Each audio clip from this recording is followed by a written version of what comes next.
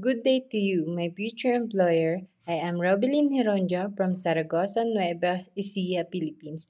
I am 31 years old and I have a live-in partner for almost 9 years. And we have a son, age of 8 years old. I am a college undergraduate. I work in Kuwait for almost 2 years.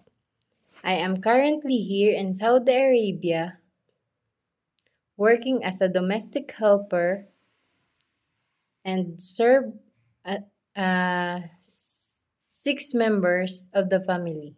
4 children, 14 years age of 14 years old, 13 years old, 8 years old, and 6 years old.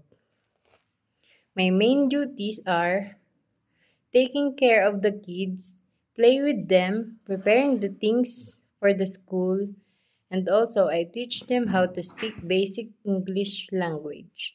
While they are at school, I'm doing my household chores like cleaning the house, washing clothes, washing the dishes, ironing, and most especially, I am the one in charge of cooking.